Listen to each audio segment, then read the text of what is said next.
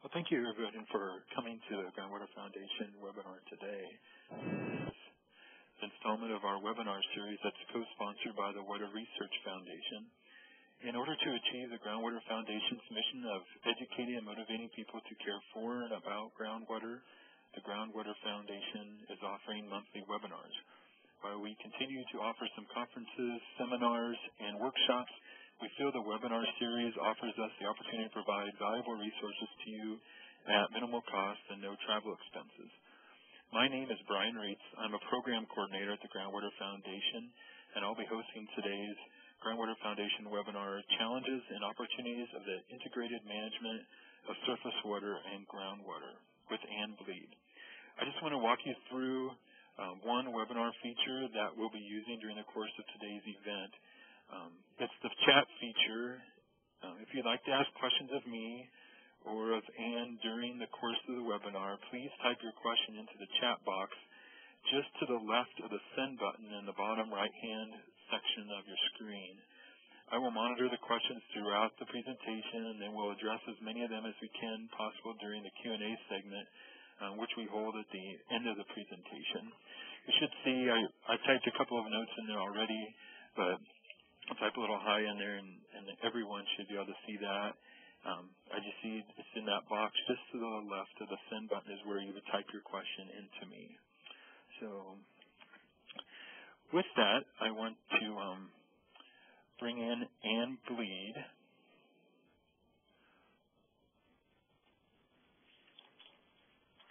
Ann is a senior program manager with CDR Associates, Collaborative Decision Resources, a facilitation and mediation firm in Boulder, Colorado, and is teaching graduate courses at the University of Nebraska in water policy and law and integrated resource management.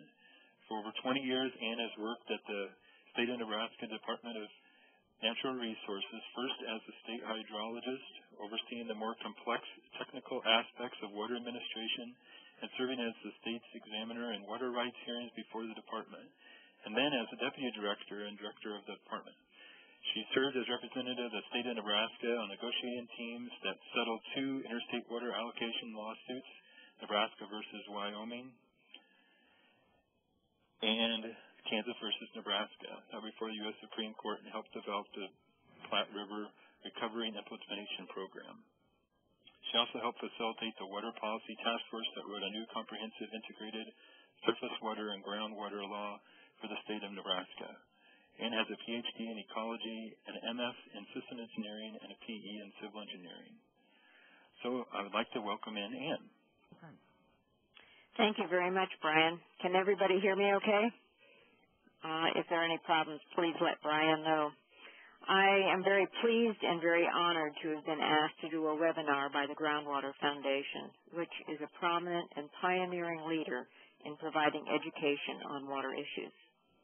Before I get started talking about the challenges and opportunities of the integrated management, I want to tell you a little bit about the firm I am now working for, CDR Associates, and why I enthusiastically accepted their invitation to join CDR.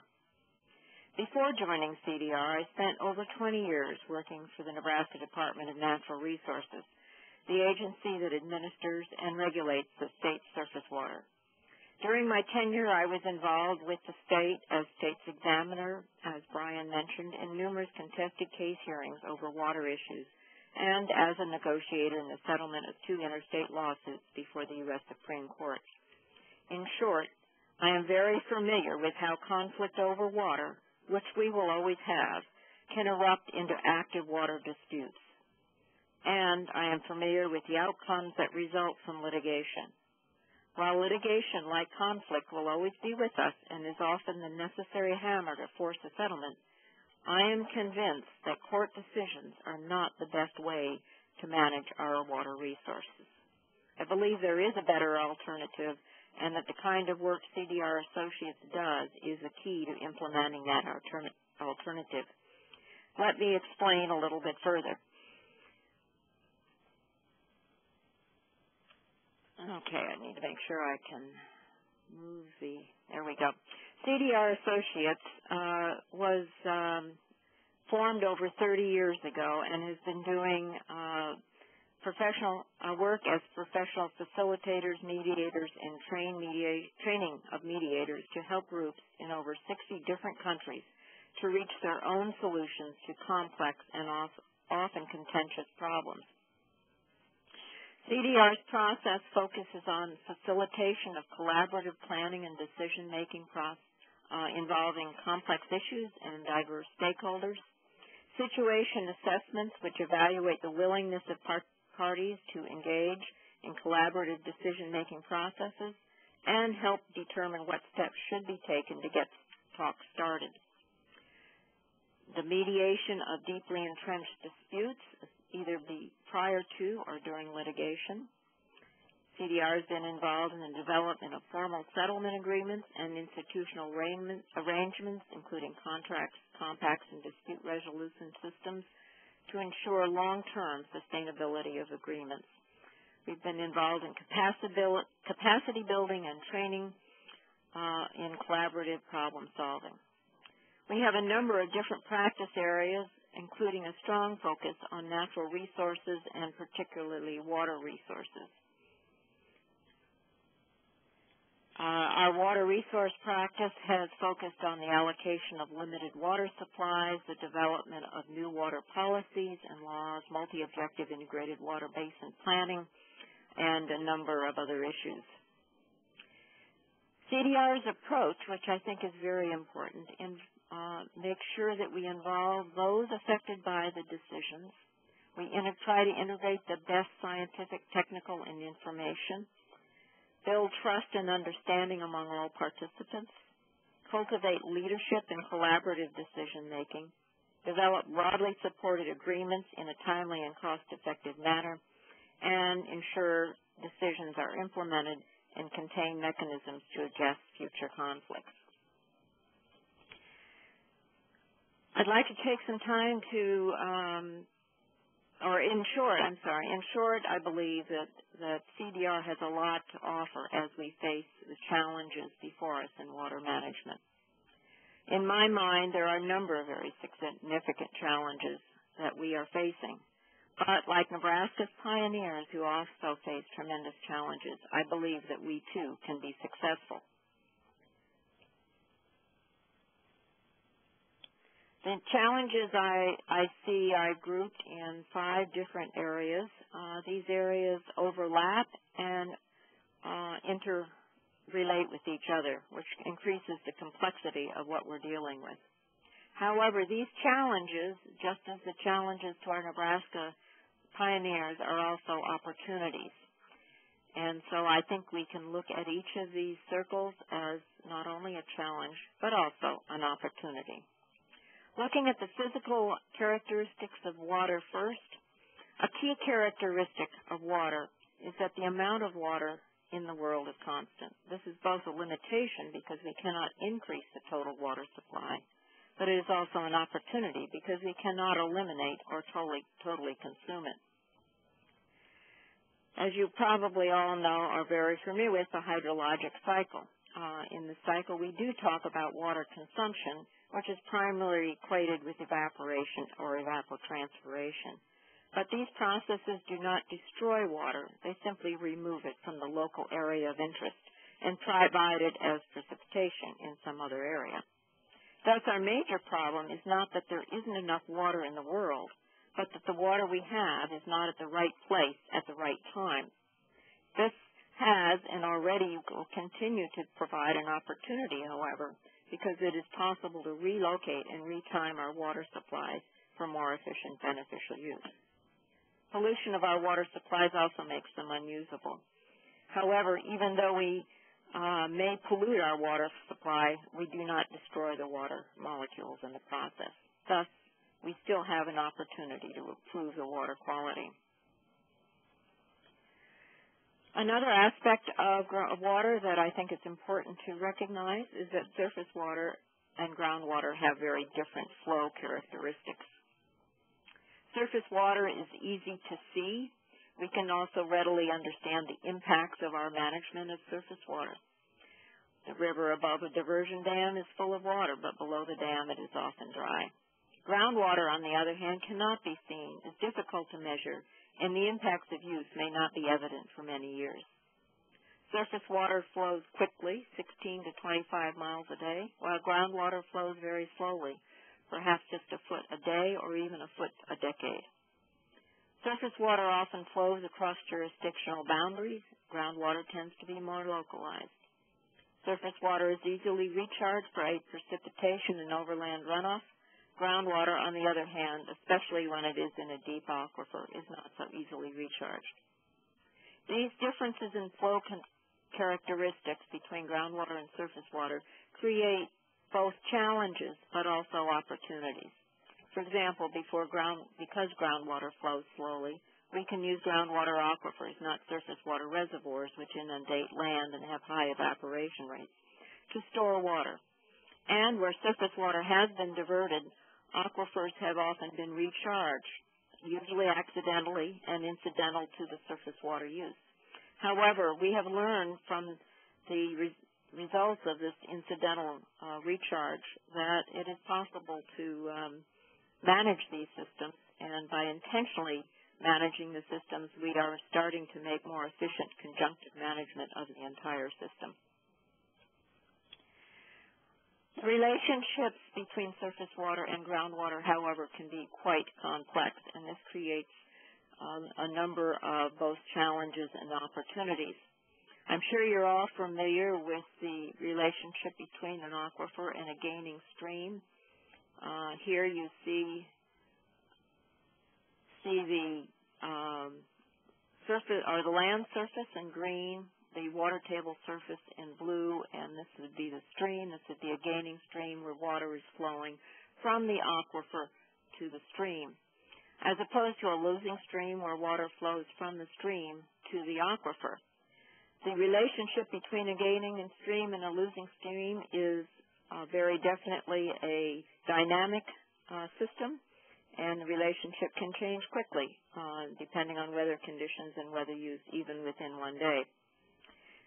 As mentioned previously, the impacts from groundwater pumping, on the other hand, may take a long time to be recognized and to see, in part because of the complex relationships between surface water and groundwater. Let me explain a little bit further. This is a chart showing the impact of a pumping well on a stream and the source of water for the impact of the well. On the vertical axis, you see the percent of water that is going to the well that is pumped, and in the horizontal axis is time. The blue rectangle indicates the time at which a pump is turned on and is pumping water. At first, when the pump is turned on, about 100% of the water in the storage in the aquifer will go to the pump, and all the water from the pump will be coming from the aquifer. As time goes on, however, the amount of water going into the pump will start coming from the stream, and this will increase over time. Now, the water that is going into the pump is not necessarily being sucked from the stream, but the pump is intercepting water that otherwise would go to the stream. Once the pump is turned off, indicated here, the impacts of the pumping of the well on the stream will continue for some time. The length of time that the well will impact the stream depends on a number of physical characteristics of the aquifer and stream, but importantly on the distance of the well from the stream. A well close to a stream will have a fairly fast impact on the stream. A well at some distance from a stream may not have a noticeable impact on the stream for years, decades, or even centuries. This lagged impact of wells on streams provides opportunities for managing the lag to provide better timing of water availability to meet our demands, but it also complicates our ability to predict the future impacts of a well on a hydrologically connected stream, which leads me to my next topic. To predict the timing of impacts of a well on a stream, we must rely on complex groundwater surface water interactive models, which usually require large amounts of data. Rarely is all the data we desire actually available. This creates tremendous scientific problems.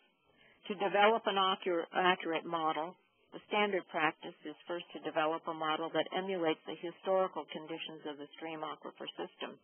And once the model is accurately able to reproduce what happened in the past, we use it to predict what will happen under a different set of conditions. But often, the records for the past are not available.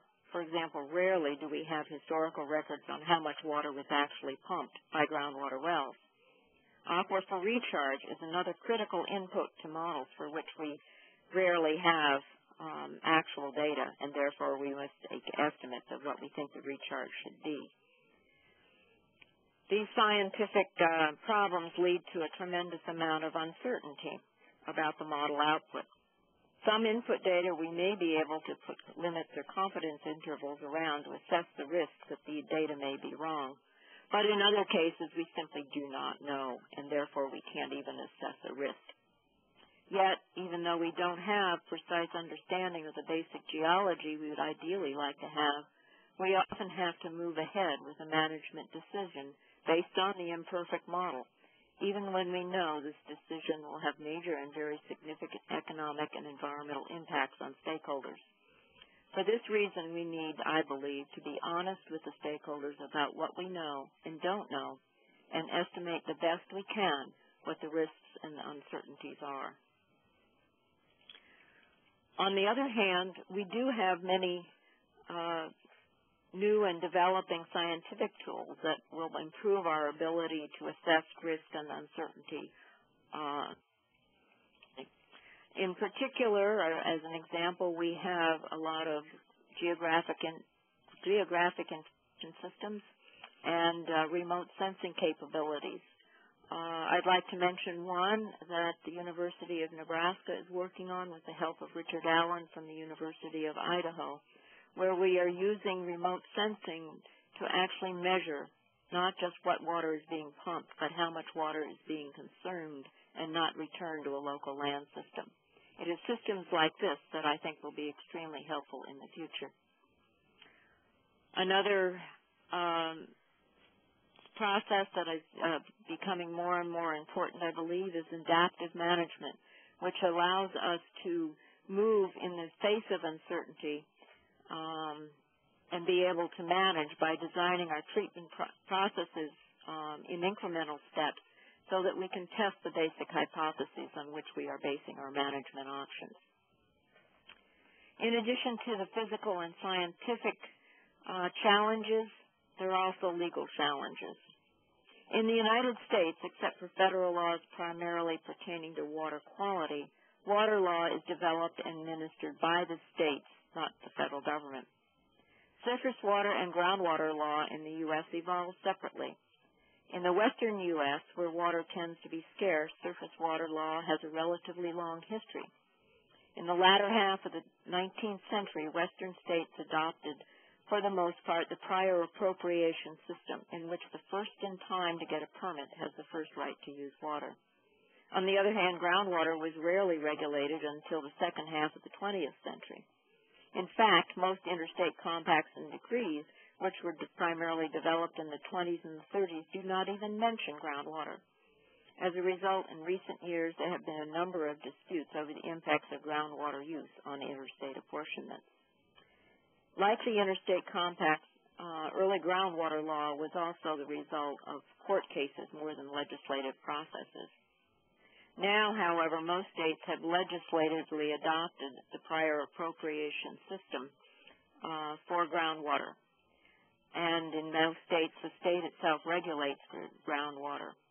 In Nebraska, however, groundwater law is based on the concept of reasonable use, i.e., you don't waste the water, and correlative rights, meaning that in times of shortage, the water supply is shared.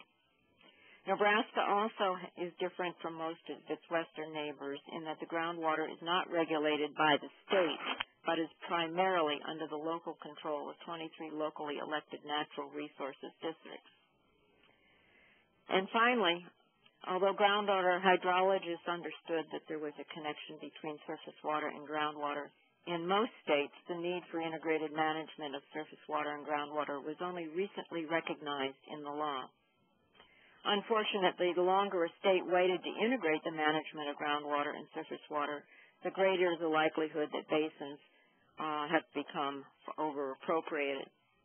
What I mean by over-appropriated is that the current consumptive use of water exceeds the long-term supply, so that the current uses of water cannot be sustained in the long term.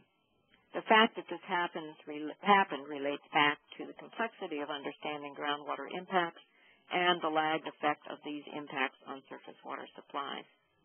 And even when legal systems did recognize the connection, the legal system itself was rarely adapted to accommodating an integrated management system. In most states, groundwater use was put into the priority system with the surface water users, so the groundwater users tended to be junior to the more senior surface water users. However, regulating a well that does not have an impact on the stream for many years is difficult to do in a first-in-time, first-in-right system. As a result, states such as Colorado have developed a fairly complicated regulatory scheme that relies heavily on groundwater modeling and the development of often complex augmentation plans. The cost and time delays involved in developing an augmentation plan and getting the permit have resulted in a cumbersome water transfer system that has inhibited the most efficient use of water. Finally, because of separate evolution of surface water and groundwater, I think that the current laws may not be optimal for the efficient integrated management of our water supplies. As Australia has already done, we will probably have to make changes in our water laws and in how they are administered. Making these changes will not be easy. In Nebraska, however, we are experimenting with a new kind of law to integrate regulation of surface water and groundwater. In 2004, the Nebraska legislature passed a comprehensive integrated management law that maintained the priority system under state control of the Department of Natural Resources, or DNR, for surface water, and the correlative rights system under the local control of the Natural Resources Districts, the NRDs, for groundwater. Under this law, the State Department of Natural Resources makes a determination of which basins are fully appropriated. This determination then triggers a 3 to 5 year planning period in which the state and the affected natural resources districts must develop an integrated management plan for the fully appropriated basins.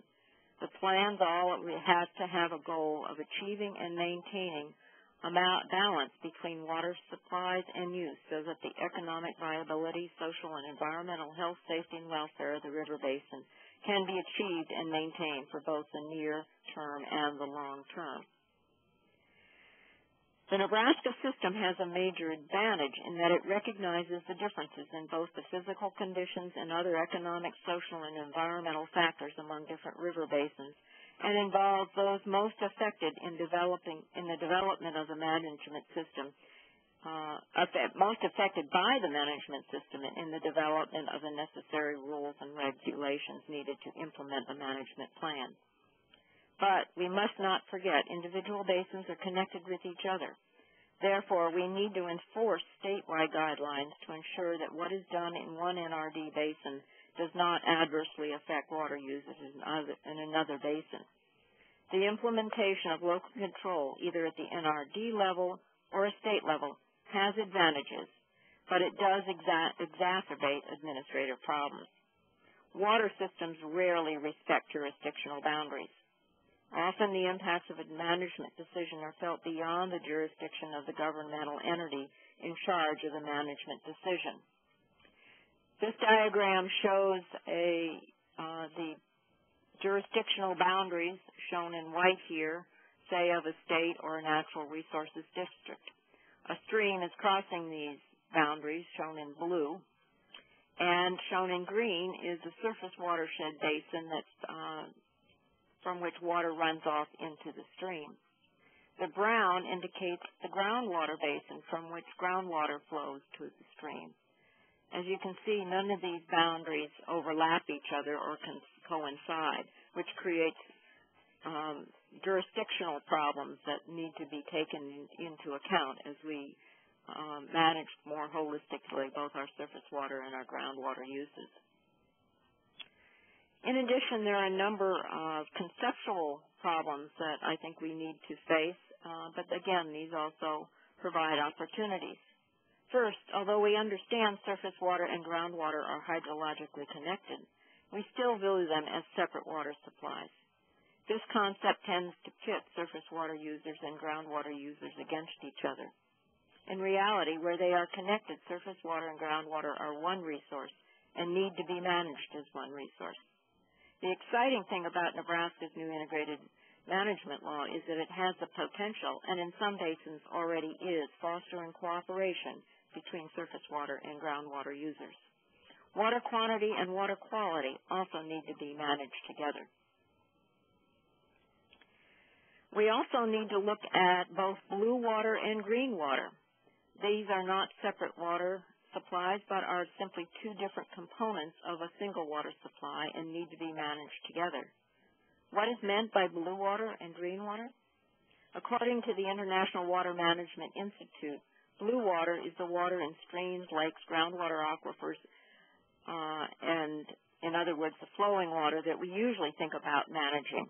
And green water is the water in the soil and land resources. Managing soil moisture through such practices as minimum tillage, together with the management of our streams and aquifers, I believe has the potential to enhance the beneficial use of all our available water supplies. Thus, it is very important to think at a holistic level and look at our basins as a whole. It is only in this way, I believe, that we will truly get a handle on our land and water resources. While taking advantage of managing our water supply, we also have to reduce our demand for water. And what this means is ideally reducing the non-beneficial consumption of evaporation of water, while at the same time increasing the benefits we derive from whatever water is consumed. If we cannot do that, then obviously we will end up sooner or later, as water supplies decline, reducing our overall productivity. But hopefully we will not have to get to that step. To help answer the questions of how we can do a better job of managing our water supplies and actually produce more crop per drop, which has become the mantra, the University of Nebraska is establishing a Global Water for Food Institute. Hopefully this institute, building on a lot of research that's already been done in the state with both water management and crop management and seed management, we will develop ways to grow more food with less water. The Institute will focus on collaborating with natural and social scientists, engineers, policymakers, and practitioners worldwide to make the knowledge of how to manage our limited water supplies for greater food production more accessible and help all countries to meet the global food challenges of the future. We also need to revise our thinking about the goals of water management. We should not set our overall goal as getting back to nature as we perceive it to have been in the 19th century or before. In my view, this will not work any better than the hippie back-to-nature farm movement did in the 1970s. We also need to abandon our assumption of stationarity, which is still used as the basis of many of our water supply analyses. This is the notion that it is the climate that will provide our water supplies of the future. That the climate that will supply our water supplies of the future will be the same as the climate we've had in the recent past. Too often our modeling and management predictions are based on historical hydrographs of the last 100 years. Yet the 20th century, in the U.S. at least, was one of the wettest centuries in the past 1,000 years. To think that these conditions will continue is foolhardy, especially given global warming. What we need to do is think in terms of ecosystem services, i.e., analyze and make use of the services that an ecosystem has and could continue to provide to enhance our quality of life. For example, we need to be mindful of the marshlands help manage floods and maintain high water quality. We need to look at our agricultural systems not as isolated fields, but as part of a larger ecosystem complex which provides the basis upon which the quality of our life as a species depends. We also need to honor the concept of equity among stakeholders in a water basin. In my view, a get-them-down and punch-their-lights-out mentality, while it may work in the short run, will not work over the long term. But treating stakeholders fairly and with respect can reap the long-term benefits that come from cooperation and collaborative decision-making. In some cases, it could and already has resulted in the ability to raise the funds necessary for good research and planning and to be able to buy out on a willing seller, willing buyer basis certain stakeholders when reductions in water use have to be made. We also need to abandon the concept that water should be free and treat water as a valuable commodity and recognize that value with mechanisms that price water at its true value. Another conceptual problem is that scientists often don't understand or listen well to politicians and stakeholders. And stakeholders and politicians don't understand or trust the science. The worst decisions are made when engineers make political and policy decisions or when politicians make engineering decisions. This was a statement made by Bill Werrick of Werrick Creative Solutions while presenting the results of a study he has just recently completed.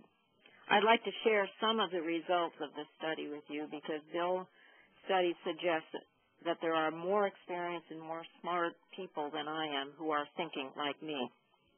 In his study, Bill posed a question to a number of well-known international water planners and managers. He asked them to imagine that it's the year 2030 and imagine water is being managed in the United States about as well as we can expect in a large, complicated democracy. He said, imagine that water is used efficiently for the purposes that are most valuable to the public, including economic services and environmental restoration and conservation. Imagine stalemates and disputes are at a minimum. How did this happen, he asked.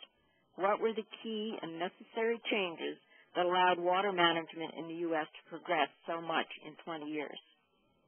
A common theme mentioned by a large number of the people Bill interviewed was well expressed by Jay Lund.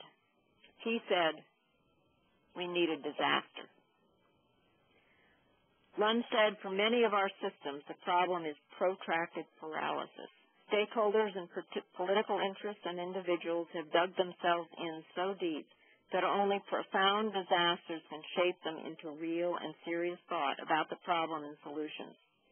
Even then, some will retain their positions in opposition to change as long as they benefit from the status quo or are more fearful of change than a deteriorating status quo. Kai Lee, a professor in civil engineering, echoed this in saying water scientists and engineers will not be the agents of change in water management, that such things are stubbornly resistant to change. However, disasters can provide a small window of an opportunity for an external authority to impose enforceable rules that change the incentives.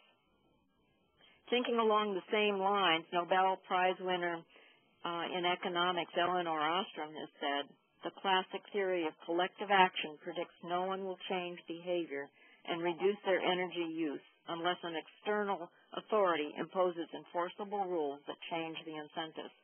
She was obviously talking about energy use, but I believe the same concept applies to water use. Doug Cuthbert, an engineer and scientist who's chaired many Canada-U.S. water committees for the International Joint Commission, said he definitely believed that there should be water management boards organized on a watershed and sub-watershed basis, charged with management responsibilities and decision processes relevant to their mandate and jurisdictions. These management boards can be regionally representative, politically accountable in general terms, but autonomous in that they would be empowered and mandated to make the best management decisions within specific deadlines. He also said, legislation must be in place to back up the mandates of these management boards and to assure that the affected agencies would implement board decisions with funding provided from affected and benefiting communities. He concluded, this is a challenge and a mouthful. Gordon Reds-Woolman, who is internationally known for his research on how rivers and other surface water systems evolve and modify the landscape, responded that we need to acknowledge the need to share water and develop management approaches that include equity and not just economic efficiency. He also emphasized the importance of integrating water quantity and water quality. Len Schaubman said we must diagnose and treat water gridlock. We must abandon the notion of stopping big structural projects and abandon the notion that resetting hydrology to the natural is the right thing to do. We must develop a process for a more honest and competent debate of what our environmental objectives and values are, and we need to measure outcomes. And finally, to go back to Jay Lund, empirically and theoretically, he said, there is something to be said for the value of having considerable decentralization in water management, and this implies some level of disputes and contention. So do we have to have a disaster? Do we have to wait or be like the boiled frog that sits in the water as it heats up without jumping out, sits there until he dies of overheating? I say emphatically no, because in part a lot of our problems relate to our concepts or our misconcepts, but these are challenges and these conceptions can be changed. Science is providing some powerful tools for assessment and for developing ways to produce more crop per drop, but we need to be holistic in our thinking. We must not just focus on water, but look more holistically and include in our thinking considerations of the economic, social, and environmental systems that have such a large impact on the success of our management plans. We need to think not just about the individual unit, such as the irrigated field, but how that field fits into the entire ecosystem. We must be mindful of the overall health of our ecosystem services on which we so critically depend. And although major scientists and engineers alone or policymakers and politicians alone cannot get the job done, I do believe by working together with the affected stakeholders in collaborative decision-making processes, we can succeed in meeting our challenges. However, success will require discipline to do what is right for both the current and future generations, investment in science and education, holistic thinking, developing trust, recognizing the world will change and development means that we have to adapt to that change, and importantly, sustaining a community of informed activists in water management. This effort will not be easy and will require significant sacrifice of our time and our economic resources. But when it comes to water, such a commitment, in my opinion, is both necessary and extremely worthwhile. Thank you for your time. If you have any questions, I will certainly try to answer them. All right. Thank you, Ann. It is time for questions that we've received. If you have any other additional questions as we go along here, be sure to type them into the chat feature on the right-hand side of the screen. The first question I have, Ann, asks, how can we get stakeholders to think beyond their own need for the water and maybe what strategies can be used in that regard? That's an excellent question and one that is always a challenge.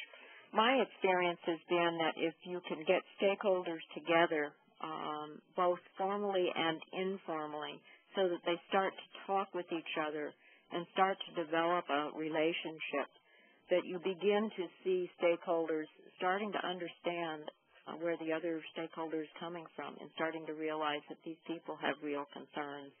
And then you start looking for ways to satisfy as much as you can other people's concerns as well as your own.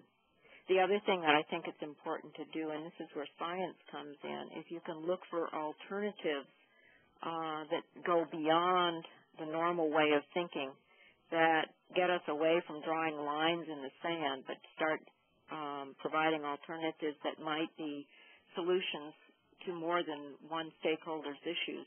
But this can often help in bringing stakeholders together when they see a mutual benefit to working together. Another question seems like maybe a little along those lines is, do you think we need some sort of level of water management on a federal level or a body that can look at the resource as a whole in that way? Well, that's something that has been debated, as many water policymakers know, for many, many years. And going back 30 years or so, we did have water basin commissions that were organized by the federal government for each basin.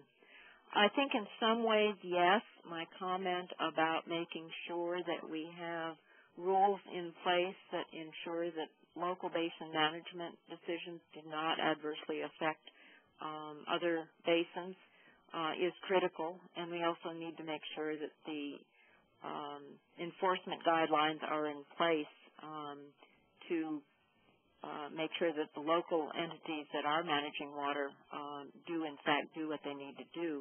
However, I do think that we're better off working at a local level as much as we can on water issues because our basins throughout the United States are so very different, and actually the values that people bring to water use in those basins can be very different from one place to another.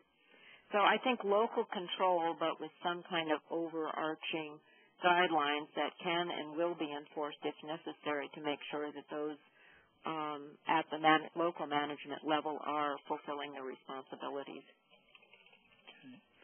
So how do you feel how you measure the success of integrated water management? I think the success of what we do today will really be measured 20, 30, 40, 50 years from now. That's unfortunately one of the difficulties that I see. On a current day basis, I think the lack of disputes would be one indication that we are successful in what we're doing. And to the extent that we do have litigation and conflict that erupts into a dispute over water resources, I think we are failing.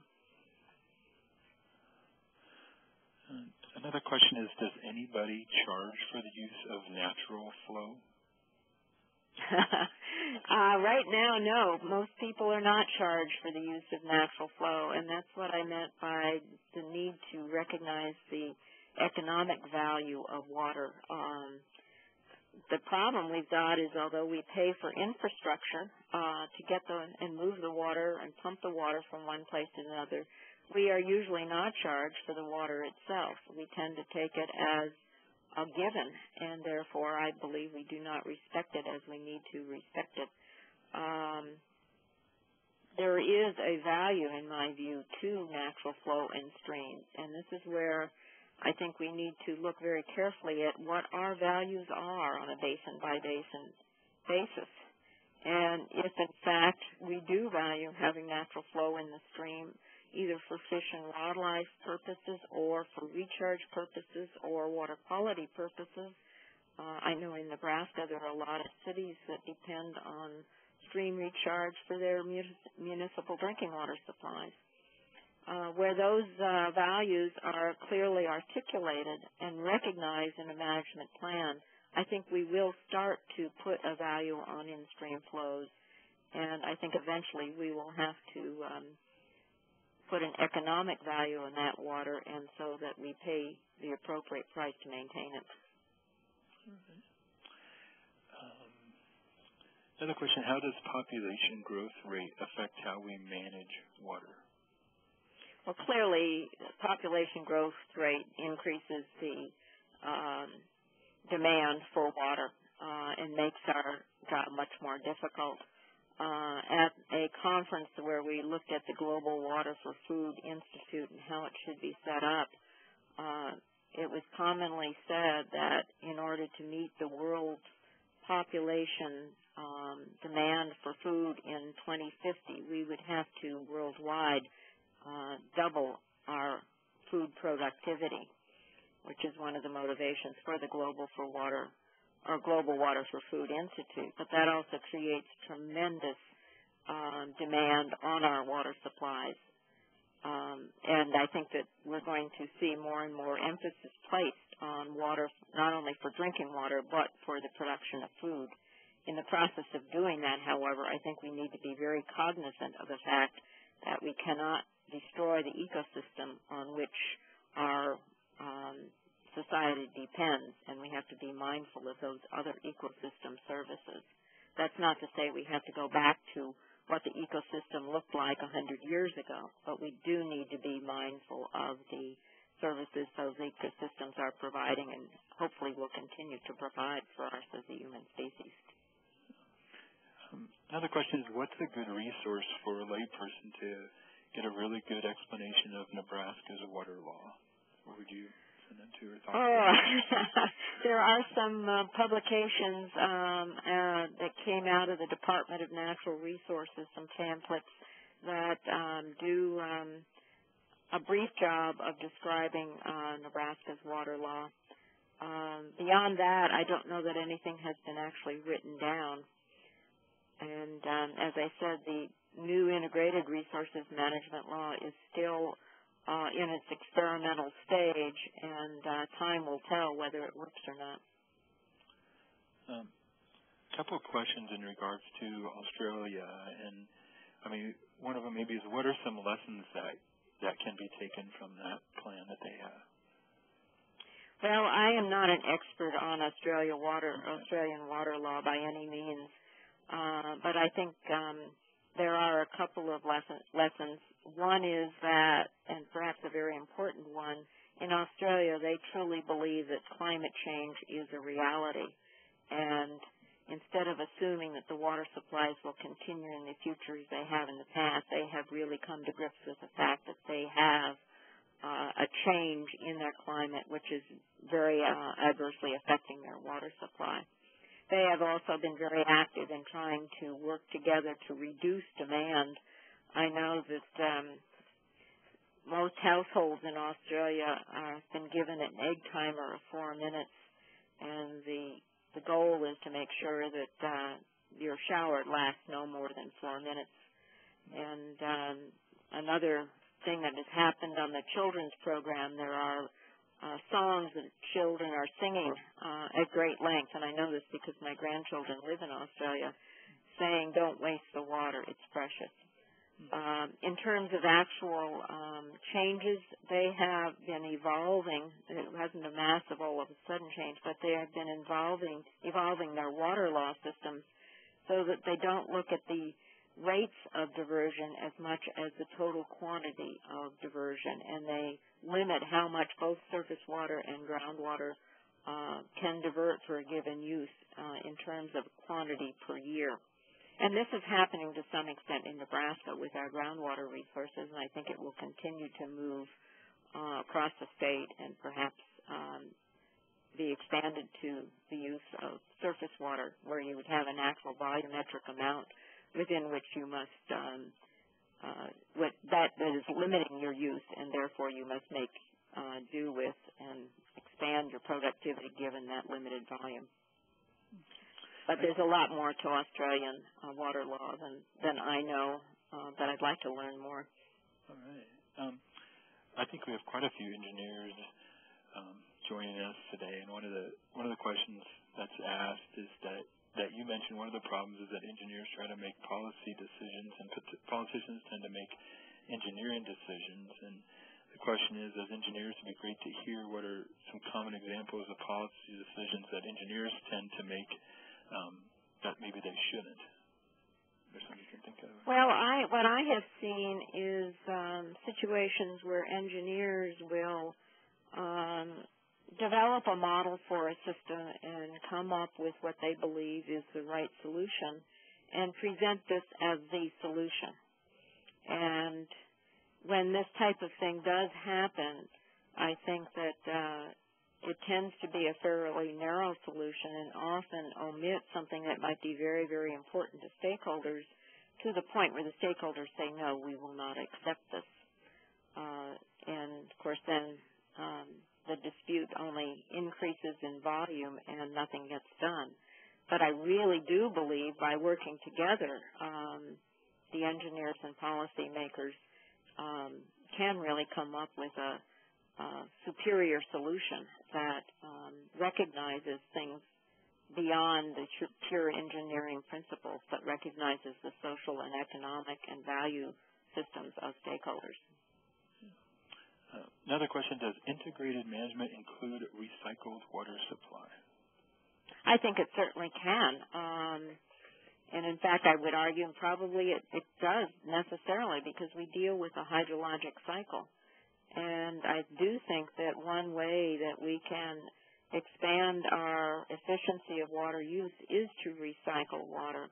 When I mentioned the incidental recharge of groundwater aquifers by the diversion of surface water for irrigation, that is a recycling of water. And in Nebraska on the North Platte River, that kind of a system, which was started in the 1900s when we started diverting water for Bureau of Reclamation lands, created a tremendous recycling system that has proved to be very efficient all the way down to two-thirds of the way across the state.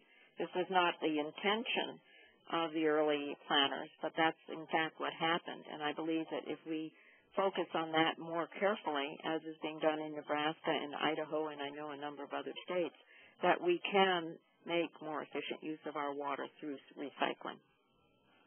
I think, and the final question today is, I think it kind of bodes into the future then, is if our measure of success is to be found years in the future, how do we motivate change towards success today and into the near future? Boy, that's a very good question, and one that I struggled with a great deal. Trying to survive the economic times of today is critical, especially to farmers, and farming and agriculture provides 90% of the consumptive use of the water throughout the world. Farmers are struggling just to survive the next year or the next few years, and to ask them to think about restricting their water use so that somebody can have it 30 years down the road is really, really tough. On the other hand, when I think you talk to folks, you find out that they are concerned about what kind of a world we'll have for our children and grandchildren.